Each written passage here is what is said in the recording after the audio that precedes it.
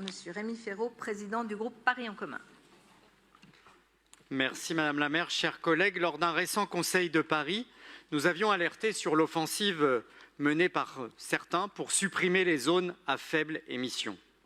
On nous avait taxés d'oiseaux de mauvais augure, mais nos craintes se sont malheureusement avérées puisque il y a quelques jours, dans le cadre du projet de loi sur la simplification de la vie économique, un amendement supprimant les ZFE a été adopté à l'Assemblée nationale, soutenu par une coalition hétéroclite allant du Rassemblement national aux Républicains et même à la France insoumise. Ce faisant, c'est un principe capital qui a été mis à mal. La lutte contre la pollution est la priorité donnée à la santé publique. Et les députés qui ont voté cette mesure portent une très lourde responsabilité, le gouvernement qui a laissé faire aussi. La pollution de l'air, rappelons-le, cause plus de 8000 décès prématurés chaque année en Île-de-France, 1700 dans notre ville et cause plusieurs mois d'espérance de vie en moins.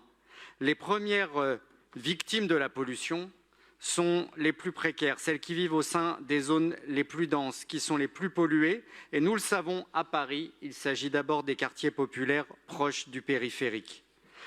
La suppression des ZFE, il faut quand même bien réaliser, cela pourrait entraîner la remise en circulation de près de 3 millions de véhicules les plus polluants en France, plus de la moitié dans l'agglomération parisienne, affectant ainsi considérablement la qualité de l'air. Et j'ajoute que cette suppression survient au moment même où l'État réduit de 7 000 à 4 000 € les aides pour l'achat d'une voiture électrique et au moment aussi où la région Île-de-France et sa présidente Valérie Pécresse suppriment les aides à l'achat de véhicules électriques.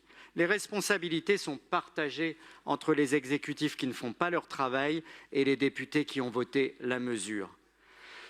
N'en déplaise aux pourfendeurs des zones à faible émission, le seul et unique moyen de faire baisser cette pollution qui tue est de restreindre la circulation des véhicules les plus polluants. Il n'y en a pas d'autre. C'est la pollution qu'il faut combattre, pas les moyens de la réduire. Ce n'est pas l'écologie qui est punitive, c'est l'inaction. Et cette mesure de réduction de la pollution de l'air, elle n'est pas une lubie française. Beaucoup de villes européennes, Amsterdam, Bruxelles, Londres, Madrid ou Milan, l'ont mise en œuvre avec succès. Alors le processus législatif n'est évidemment pas encore arrivé à son terme. Le projet de loi n'a pas été définitivement voté par le Parlement. Il ne l'a été qu'en première lecture à l'Assemblée. L'heure est à la mobilisation pour éviter un retour en arrière en matière environnementale qui aurait des conséquences dramatiques.